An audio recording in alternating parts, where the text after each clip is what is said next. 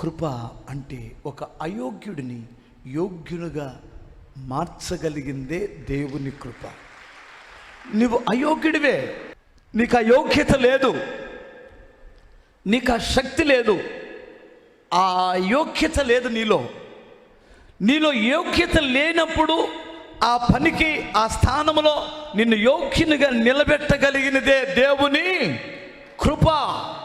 లోకం ఏమి చూసిద్దంటే నీకు ఆ యోగ్యత ఉందో లేదో, నీ డిగ్రీలు చూస్తుంది, నీకున్నటువంటి సర్టిఫికెట్స్ చూస్తుంది, నీకున్న వెనకాలన్న బ్యాక్గ్రౌండ్ చూసింది, నువ్వు యోగ్యుడు కాదో లేదో తీర్మానించింది లోకం. దేవుని కృప ఏం చూసిద్దంటే నీ హీన స్థితిలో ఉన్నా, నువ్వు అయోగ్యుడిగా ఉన్నా నీకు యోగ్యతను కల్పించేదే నా దేవుని కృప.